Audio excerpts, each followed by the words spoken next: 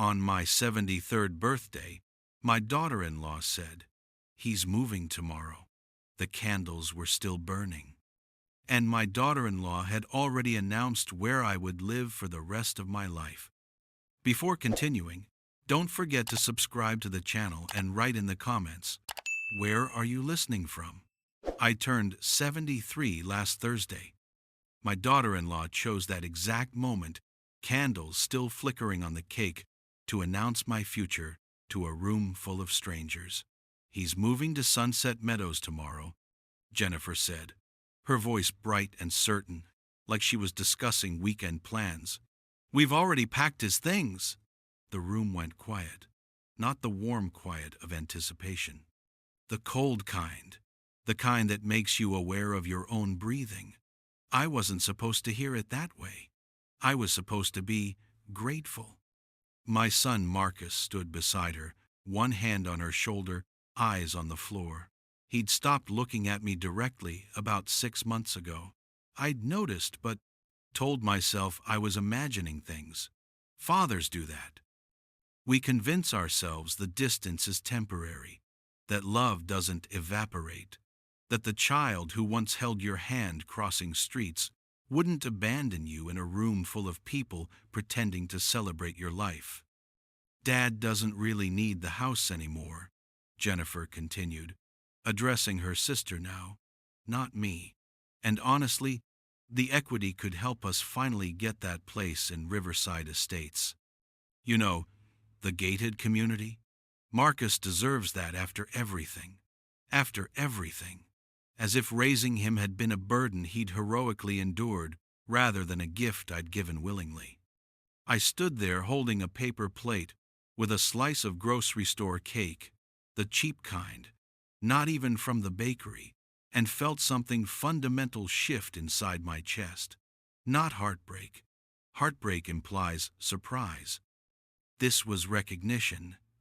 This was finally seeing what had been building for years, while I'd been too busy being useful to notice I'd become disposable. The house she mentioned so casually, the one I apparently didn't need, I'd bought it 41 years ago, 6 months before Marcus was born. 3 bedrooms, 2 baths, a quarter-acre with oak trees older than me. My wife Catherine and I had scraped together the down payment by working double shifts, me at the plant, her at the hospital. We'd painted every room ourselves, laid the kitchen tile on our knees, planted the garden that still bloomed every spring. Catherine died 4 years ago, pancreatic cancer. 11 weeks from diagnosis to funeral. I'd lived alone since then, but not lonely. I had my routines, coffee at sunrise, woodworking in the garage, Tuesday dinners with Marcus and Jennifer, back when they still invited me. I'd thought I was doing fine. Turns out I was just practicing for my own erasure. "The facility is very nice," Jennifer was saying now, showing photos on her phone to her mother, who'd flown in from Arizona for the party I hadn't wanted. Private. Rooms, activities, a van for doctor appointments. Much better than him struggling alone in that big house. Struggling. I'd shoveled my own driveway last winter. I'd replaced the hot water heater in March. I'd filed my taxes early and volunteered at the library every Thursday. But sure, struggling. Marcus finally spoke. "Dad, we can talk about this later. Later. After the announcement. After the audience. After the decision had already been made, and my belongings boxed up by people who'd measured my life in cubic feet. When were you going to tell me?" My voice came out quieter than I'd intended. Not angry, just tired. So deeply tired. "We tried," Jennifer said quickly, her tone shifting to that practiced patience people use with children and the elderly. "But you kept changing the subject. And Dr. Morrison said, at your age, sometimes it's easier to just make the transition quickly, like ripping off a Band-Aid." Dr. Morrison, my physician for 19 years, the one who'd given me a clean bill of health 6 weeks ago, and said I had the heart of a man 20 years younger, that Dr. Morrison. I never spoke to Dr. Morrison about this, I said. Jennifer's smile faltered, just for a second. Then it rebuilt itself, brighter than before. Well, Marcus did. As your primary caregiver, I don't have a caregiver. Exactly. That's the problem. She set down her phone and clasped her hands like she was about to deliver difficult news to someone slow to understand. Dad, you're not getting any younger. What if you fall? What if you forget to take your medication? What if something happens and no one's there? What if you stop being profitable? She meant. What if you die in that house and we can't sell it immediately? What if your existence becomes inconvenient? I looked at Marcus. Really, looked at him. Searching for the boy who'd cried when his goldfish died. Who'd insisted I read the same bedtime story 17 nights in a row. Who'd called me from college just to hear my voice when final stress made the world feel too big. I didn't find him. The house is in my name, I said. Actually, Jennifer pulled out a folder prepared, organized, rehearsed. You signed power of attorney 6 months ago. Remember? When you had that chest pain scare and we thought you might need surgery? I remembered. I'd signed papers at the hospital, Marcus explaining quickly that it was just in case, just temporary, just so someone could make medical decisions if I couldn't. Standard stuff. Nothing to worry about. I'd trusted him. Power of attorney for medical decisions? I said. Not financial, not property. Jennifer's smile tightened. Marcus, show him the document. He pulled out his phone, scrolled, handed it over without meeting my eyes. There it was. General Durable Power of Attorney.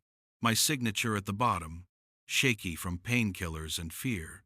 The date stamped 6 months and 4 days ago. The same day I'd been terrified I was dying. When Marcus had held my hand in the emergency room and promised everything would be okay, when I'd have signed anything he put in front of me just to know my son would be taken care of. You planned this? I said. We're helping you, Jennifer corrected. The realtor thinks we can list by next week. Market's good right now. We should clear maybe $300,000 after closing costs. Split 70-30 since we'll handle everything. You'll get your share, obviously. It'll pad your retirement fund nicely. 70-30. My house. My 41 years of mortgage payments and property taxes and new roofs and foundation repairs. 70% to them, 30% to me, for the privilege of being relocated without consent. The room had cleared out during this conversation. Jennifer's friends had found sudden reasons to leave. Her mother had retreated to the kitchen. Even Marcus's work buddies had vanished.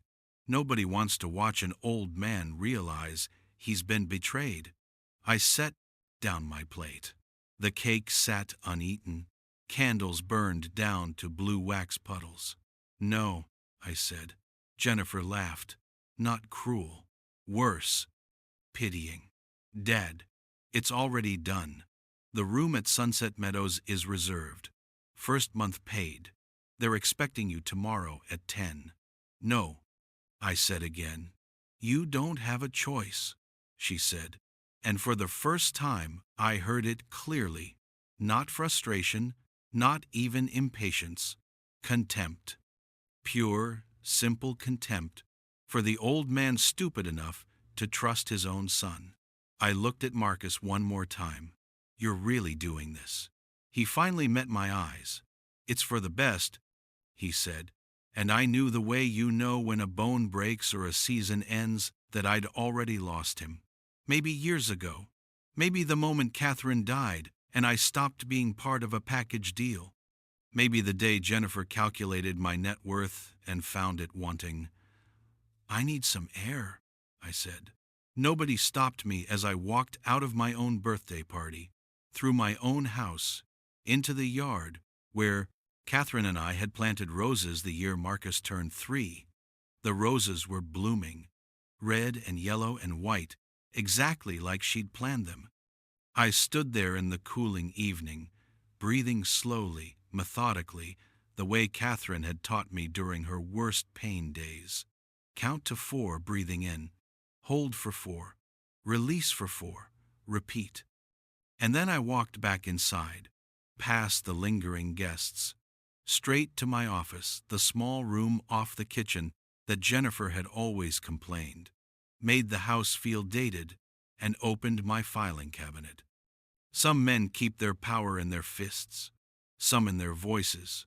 I kept mine in alphabetized folders, meticulously maintained for 41 years. Bank statements, insurance policies, property deeds, tax returns, investment accounts Jennifer didn't know existed because she'd never asked, never cared, never imagined that the old man she was warehousing might have his own plans. I pulled out my phone, the one Marcus had helped me set up last year, showing me apps and shortcuts and never suspecting I'd learn more than he'd taught me. I opened my contacts, scrolled past Marcus and Jennifer to the names that mattered now. First call, Gerald Patterson, my attorney for 23 years. Gerald, I said when he answered, I need you to file something for me first thing Monday morning. Yes, I know it's my birthday. That's exactly why I'm calling. Second call, Rebecca Morrison, my actual doctor. Rebecca, did you speak to my son about recommending I move to assisted living? I listened. I thought not. I need you to document that conversation. And I need a comprehensive cognitive evaluation scheduled. Full workup. Yes, I'll pay out of pocket. Third call, Tom Chen at First National Bank. Tom, it's Henry. I need to freeze all accounts where Marcus Sullivan is listed as power of attorney. Immediate freeze, effective right now. Then I need to schedule a meeting Monday morning to revoke that power of attorney. Entirely. Yes, I'm certain. More certain than I've been about anything in 4 years. I made 7 calls total. Each one measured, specific, calm. Each one a small piece of foundation for what came next. Then I sat at Catherine's old desk, the one I'd kept exactly as she'd left it, her coffee mug still holding pens, her reading glasses still folded on the blotter, and I wrote, not a letter. Letters can be intercepted, misread, dismissed. I wrote an email, sent it to my attorney, my doctor, my banker, and my accountant. Subject line, documentation of sound mind and withdrawal of consent. In it, I detailed the evening's events, Jennifer's announcement, the power of attorney I'd signed under duress, the plan to sell my home without my genuine consent, the nursing home reservation made in my name without my knowledge. And then I added something Jennifer hadn't counted on, numbers. 41 years of mortgage payments, $163,000. Property, taxes, annually, for 41 years, $68,000. Home improvements, repairs, maintenance, itemized, documented, receipts kept because Catherine had been meticulous, and I'd honored that by continuing her system, $142,000. Total investment in the house Jennifer planned to sell, $373,000. Current market value, $650,000. My equity, 100%. Marcus's equity, 0. Jennifer's equity, less than 0, actually, given how much I'd spent on their wedding, their first car, their second car, the down payment on their condo they'd sold at a loss, the credit card debt I'd cleared twice, the loan for Marcus's business venture that had folded in 8 months. I added it up, documented every check, every transfer, every gift. I'd never asked to be repaid because that's what fathers do. We give, we provide, we support. $137,000 over 15 years of marriage. I attached the documentation, every receipt, every canceled check, every bank statement. Then I wrote one final paragraph. I am of sound mind. I am not in need of assisted living. I did not consent to the sale of my home.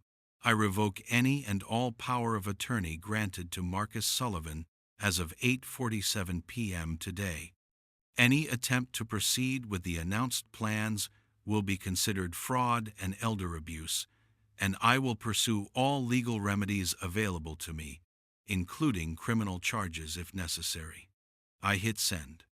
Then I sat back and listened to the house, the same creaks and settles I'd known for 41 years, the hum of the refrigerator Catherine had picked out, the tick of the clock we'd received as a wedding gift, my house, my life, my choice. Footsteps approached. Marcus, probably coming to check on me, to smooth things over, to convince me this was all perfectly reasonable. I closed my laptop and waited. He appeared in the doorway. Dad, I think we got off on the wrong foot tonight. Did we? Jennifer just wants what's best for you. We both do. He stepped inside, hands in pockets, the same posture he'd used as a teenager when trying to explain why he'd missed curfew. The nursing home is really nice. You'll make friends. There are activities. I have activities, I said. I have friends. I have a life. But you're alone. Your mother and I were alone for 37 years before you were born. Then we were alone again after you moved out.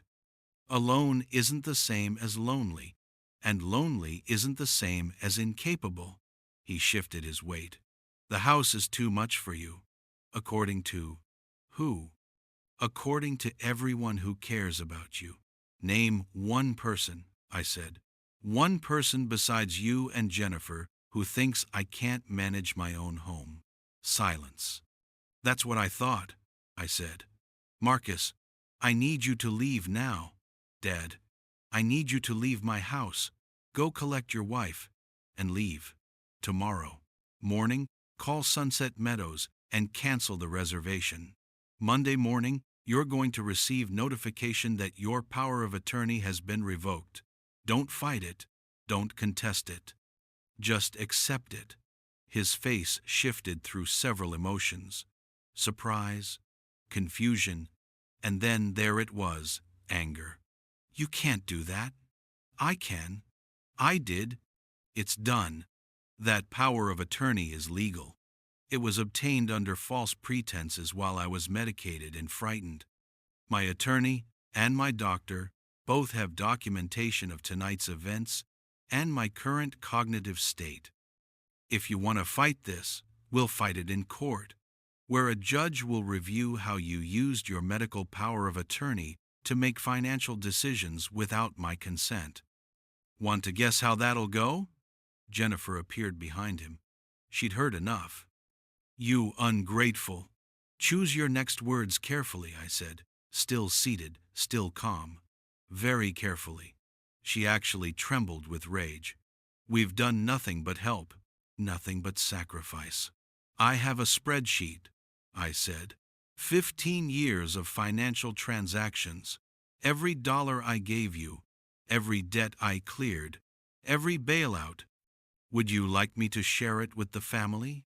With your friends? With your mother currently standing in my kitchen? Her face went white. I didn't think so, I said. So here's what's going to happen. You're going to leave. You're going to cancel that nursing home reservation. And you're going to sit down with your husband and have a very long conversation about why you thought any of this was acceptable. Then maybe we can have a conversation about what kind of relationship we have going forward, but it won't include my house, my money, or my autonomy. Are we clear? Marcus grabbed Jennifer's arm. Let's go. But the house. Jennifer. His voice cracked. Let's go. They left. I heard the front door close, heard their car start, heard the engine fade down the street. The house settled into silence. I sat there for a long time, Catherine's reading glasses inches from my hand, and let myself feel it. Not victory, not satisfaction, just the hollow ache of necessary amputation. You cut away the diseased part to save what's healthy. That doesn't make it hurt less. Around midnight, I went to bed. My bed, in my house. I slept better than I had in months. Monday morning, I was at Gerald Patterson's office when it opened at 8. We spent 3 hours reviewing documents, revoking powers of attorney, updating my will. Everything I'd left to Marcus, the house, the investments, the life insurance I redirected, half to charity, half to a trust for my grandchildren, inaccessible until they turned 25, managed by an independent trustee. Marcus would get nothing. Jennifer would get nothing. My grandchildren, 8-year-old Sophie and 6-year-old Jake, who I'd barely seen in 2 years, would get education, security, and a letter I wrote explaining why their father had lost his inheritance. "You're sure about this?" Gerald asked. "I've never been more sure of anything." Tuesday morning, Dr. Morrison's office called. "Henry, your cognitive evaluation is scheduled for Thursday, but I want you to know you don't need to prove anything to me. Your mental capacity is not in question.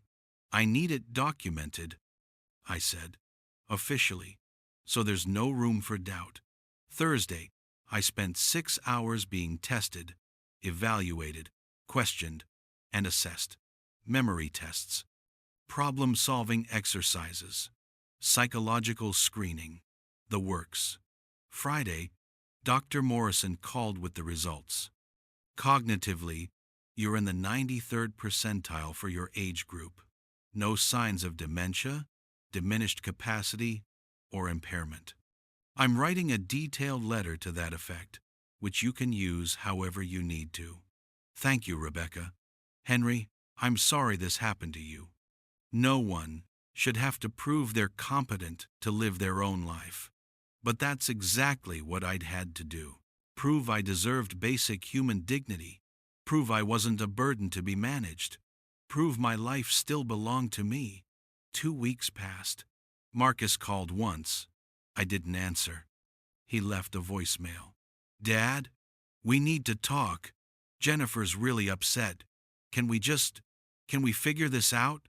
I deleted it. 3 weeks passed. Jennifer called from a different number. "You're being completely unreasonable. We were trying to help you, and you've turned this into some kind of war." Marcus is devastated. "Good," I said, and hung up. 4 weeks passed. Marcus showed up at my door on a Sunday morning. I watched through the window as he knocked, waited, knocked again. I didn't open it. He finally left an envelope tucked in the screen door. Inside was a card. "Dad, I'm sorry. I miss you. Can we talk?" Marcus. Not, "I'm sorry for trying to steal your house." Not, "I'm sorry for betraying your trust." Just, "I'm sorry." The vague kind that means, "I'm sorry you're upset," rather than, "I'm sorry for what I did." I put the card in a drawer. 5 weeks passed. My neighbor Helen, who'd lived 3 doors down for 20 years, stopped by with banana bread. "Henry, I heard what happened. What they tried to do. I'm so sorry. How did you hear?" She looked uncomfortable. "Jennifer's been telling people you're having mental problems, that you've become paranoid and accused them of terrible things. She's trying to get people to, I don't know, convince you to reconcile? Pressure you?" Of course she was. The narrative had to be managed. The old man had to be crazy, not the son who'd tried to institutionalize his own father for profit. "Thank you for telling me," I said. For what it's worth, Helen added, nobody's buying it. We've seen you every day, working in your garden, going about your business. You're not the one acting irrational. Small comfort, but comfort nonetheless. 6 weeks passed. I received a letter from Marcus's attorney. It claimed I was mentally unfit. It claimed Marcus had legitimate power of attorney. It threatened legal action to enforce that power of attorney. I forwarded it to Gerald. He called me an hour later. Henry, this is harassment. Pure and simple. You've revoked the power of attorney. You've documented your mental competency. They have no legal standing. I'm going to respond on your behalf, and I'm going to make it very clear that any further contact of this nature will be considered elder abuse under state law. Do it, I said. 7 weeks passed. The letters stopped. The calls stopped.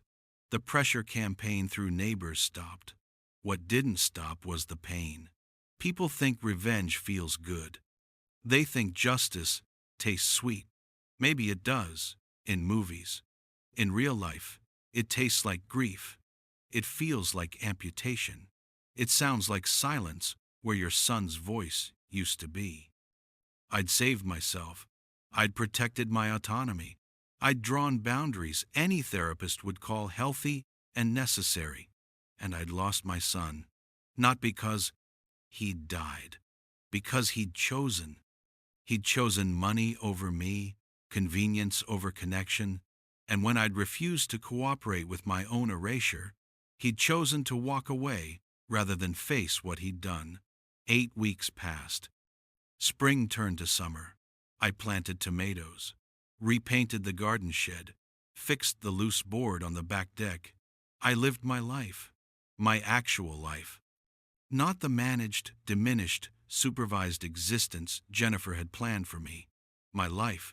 But at night, alone in the house I'd fought to keep, I'd think about Sophie and Jake, about birthdays I'd miss, about school plays and baseball games and bedtime stories, about the grandfather they'd lose because their parents valued real estate over relationship. That hurt worse than anything Marcus had done. 9 weeks passed. I was at the hardware store, buying wood stain, when I heard a small voice behind me. Grandpa? I turned. Sophie stood there, holding Jennifer's hand, eyes wide and uncertain. Jennifer's expression was rigid. Sophie, we need to go. But that's Grandpa, Sophie said. No, sweetie, Grandpa's sick. I'm not sick, I said quietly. Hi, Sophie. Mom said you went away, Sophie said, to live somewhere else. But here you are. Jennifer's grip on Sophie's hand tightened. We're leaving, now. Why don't you want us to see Grandpa? Sophie asked, and the question hit like a blade. Jennifer pulled Sophie toward the door. Because Grandpa made some choices that hurt our family. What choices? Sophie asked. They were almost out the door when Sophie looked back at me. Just once, confused and sad and too young to understand why adults do terrible things to each other. I stood in the wood stain aisle and felt something crack open inside me. That night, I added a codicil to my will. The trust for Sophie and Jake would include letters, one for each birthday from 13 to 25, explaining what happened, why their grandfather disappeared from their lives, not to poison them against their parents, just to give them the truth, to let them decide, when they were old enough, what kind of relationship they wanted. Catherine would have approved. She'd always said the truth was a gift, even when it hurt. 10 weeks passed. Summer deepened. The roses bloomed in waves. The tomatoes ripened. The house stayed mine, and I stayed alone. Not lonely. I'd meant what I said to Marcus. Alone and lonely aren't the same thing, but not whole either. You can't cut away pieces of your heart and pretend you're unchanged.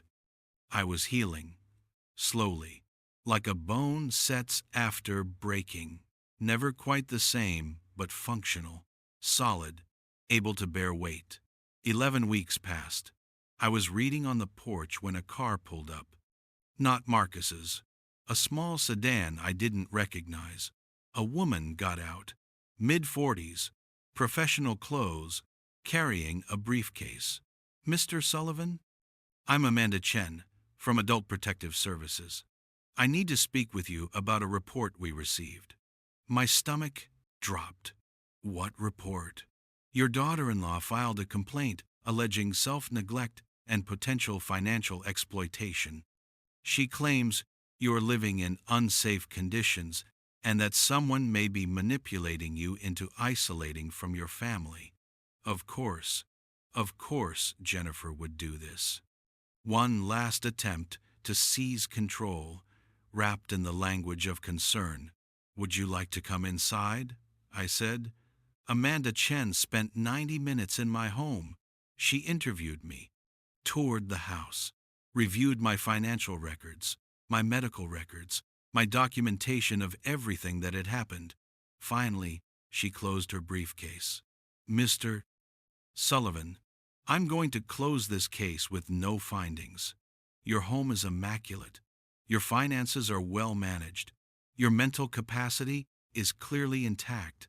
And based on the documentation you've shown me, it appears the complaint was filed in bad faith. What happens now? I asked. I file my report. It goes on record. If your daughter-in-law files additional complaints, this report will be referenced. Essentially, she's used up her credibility with our office. She paused. I'm sorry this happened to you. We take elder abuse very seriously, but false reports waste resources and hurt people who need real help. Thank you, I said. After she left, I sat on the porch until dark. Jennifer had played her last card, and it had failed. I should have felt relieved. I felt tired instead. 12 weeks passed. Autumn arrived. The leaves turned. The air cooled. I bought a new snowblower, top of the line, to make a point to no one but myself. 13 weeks passed. Halloween came. I bought candy, sat on my porch, handed out treats to neighborhood kids. Sophie and Jake didn't come. I hadn't expected them to, but I'd hoped. Hope is a stupid thing. It persists even when you know better. 14 weeks passed. Thanksgiving approached. Historically, I'd have spent it with Marcus and Jennifer, endured her dry turkey and his awkward attempts at conversation, played with Sophie and Jake, felt like part of something. This year, Helen invited me to her daughter's house. You shouldn't be alone on Thanksgiving, she said. I'm fine alone, I said. Henry, come to dinner, please. So I did. I brought wine and pumpkin pie from the good bakery. I sat at a table full of people I barely knew and felt more welcome than I had in years at my own son's table. That hurt in a different way, a clarifying way. 15 weeks passed. December arrived. The neighborhood decorated for Christmas. Lights and wreaths and inflatable snowmen. I didn't decorate. Catherine had always handled that. Without her, it felt performative. Like I'd be putting on a show of joy I didn't feel for an audience that didn't care. Instead, I refinished an old rocking chair in the garage, sanded it down to bare wood, stained it dark walnut, added 3 coats of polyurethane. It was the chair Catherine had rocked Marcus in as a baby, the chair that had sat unused in the garage for 30 years. I was going to donate it, give it to someone who'd actually use it, let it comfort someone else's child. 16 weeks passed. Christmas Eve came. I was sitting in my kitchen, drinking coffee, when someone knocked on my door. I wasn't expecting anyone. Helen was at her daughter's. The neighborhood was quiet. I opened the door. Marcus stood there, No Jennifer, no kids, just my son, looking older than I remembered, holding a small wrapped box. "Hi, Dad," he said. We stared at each other. "Can I come in?" he asked. Every instinct said no. Every memory of the last 4 months said slam the door, protect yourself, don't let him back in. But he was still my son. I stepped aside. He came in slowly, like he expected the house to have changed. It hadn't. Same furniture, same photos on the walls, same everything, except now it was a fortress I'd had to defend instead of a home I'd freely shared.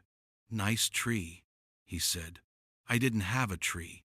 "That was a joke," he said. "Sorry, bad joke." We stood in the entryway, awkward, distant, like strangers who happened to share DNA. "Why are you here, Marcus?" He held out the box. "Merry Christmas." I didn't take it. "Dad, please, just open it." Against my better judgment, I took the box, opened it. Inside was a key, my house key, the spare I'd given him years ago. "I'm giving it back," Marcus said. "I don't want it. I don't want access to your house. I don't want power of attorney. I don't want anything except—" He stopped, swallowed hard. "Except maybe to say I'm sorry, really sorry. Not sorry you're upset. Sorry for what I did." I set the box on the entry table. "Jennifer know you're here?" "We separated," he said, 3 weeks ago. I hadn't expected that. "She wanted me to fight you," Marcus continued. "Wanted me to challenge the will, contest the power of attorney revocation, file for guardianship. She had a whole plan, and I realized I was listening to her, explain how to legally attack my own father, and I couldn't." His voice cracked. "I couldn't recognize myself anymore. So you left her. So I chose you. Or tried to. I know I don't deserve." "No," I said. "You don't." He flinched, like I'd hit him. "But that doesn't mean we can't start over," I said. "Not where we were. We can't go back to that. But maybe we can build something new. Something honest." "I'd like that," he said quietly. "It'll take time," I said. "A lot of time. And you're going to have to earn back every ounce of trust you destroyed." "I know. And Jennifer's out of the picture," he said. "For good. I'm filing for divorce after the holidays. Custody of Sophie and Jake. I'm asking for primary custody." "Based on what?" "Based on what she tried to do to you. Based on what she's capable of when she doesn't get what she wants. Based on the fact that I don't trust her anymore, and I don't want my kids learning her values." I nodded slowly. "Where are the kids now?" "With Jennifer's mother. I'm picking them up tomorrow morning." He hesitated. "They miss you. Sophie asks about you constantly. Jake still talks about the birdhouse you built with him." Something sharp lodged in my throat. "I know I can't fix this with one conversation," Marcus said. "I know you have every right to tell me to leave and never come back. But Dad, I'm asking, begging for a chance. Not to go back to how things were. A chance to build something better." I looked at my son, really looked at him, saw the grief in his eyes, the shame, the desperate hope that maybe, somehow, he hadn't destroyed everything beyond repair. Catherine's voice whispered in my memory, "Everyone deserves a second chance, but they don't deserve a third." "Okay," I said. "Okay? One chance. You screw this up, we're done. Permanently." "I understand. Bring Sophie and Jake over tomorrow," I said. 2 o'clock. We'll have Christmas dinner. Nothing fancy, just us." Marcus's eyes filled with tears. "Thank you, Dad. Thank you."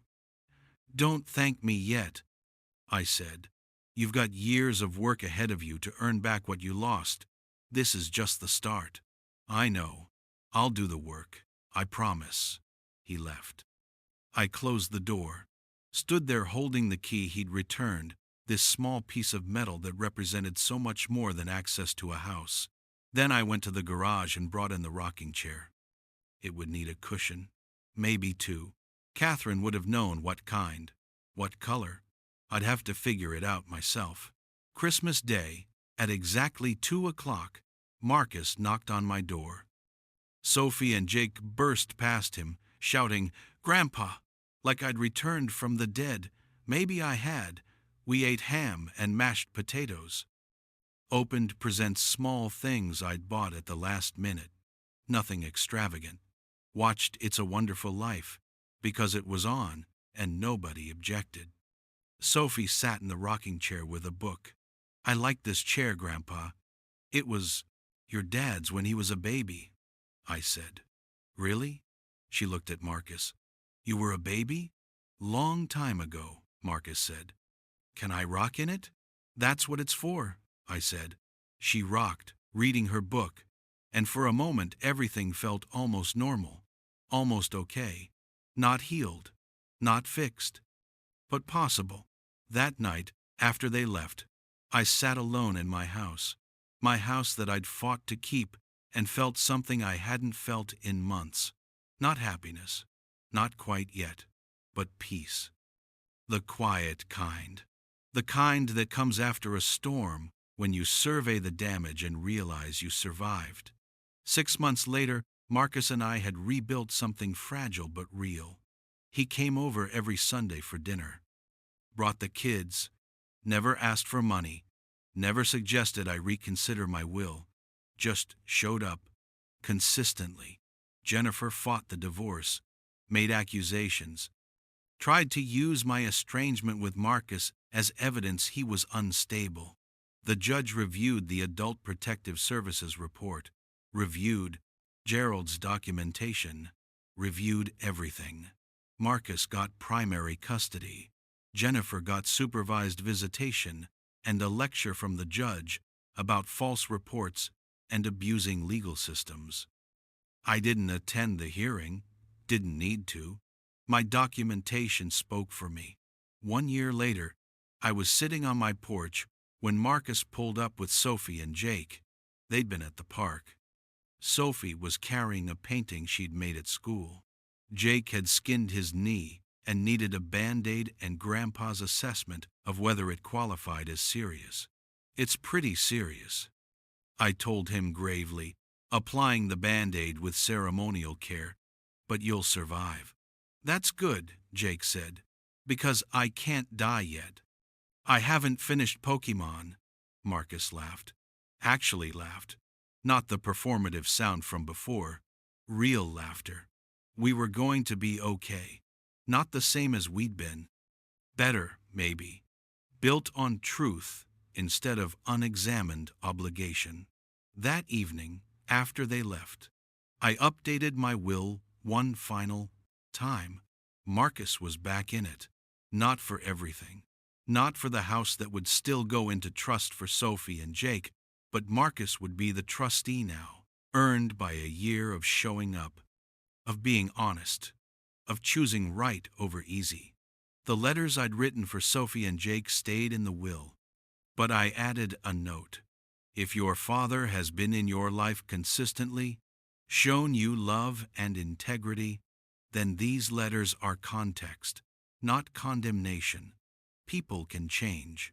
Your father did. That's worth remembering. 2 years later, on my 75th birthday, Marcus threw me a party. Small, just family, and Helen, and a few neighbors. Sophie made a cake from scratch. It was lopsided and too sweet and perfect. Jake gave me a birdhouse he'd built in woodshop. I used your design, Grandpa, from the one we made together. I looked at that birdhouse, this tangible proof that something good had survived everything that had tried to destroy it, and felt my throat tighten. It's perfect, I said. Marcus stood off to the side, watching his kids with me, and I saw it in his face, grief for the time we'd lost, gratitude for the time we'd saved. Jennifer wasn't there. Hadn't been invited. Never would be. Some bridges you burn, some bridges burn themselves. We sang happy birthday. I blew out the candles, made a wish I wouldn't share. Later, after everyone left, I hung Jake's birdhouse on the oak tree in the backyard, right next to the one we'd built together 3 years ago, before everything fell apart. 2 birdhouses, side by side, one from before, one from after, both still standing. That night, alone in my house that I'd fought for, bled for, nearly lost my son for, I poured myself 2 fingers of Catherine's favorite whiskey. We did it. I told her photo on the mantel. He came back. It took time, but he came back. The house creaked and settled.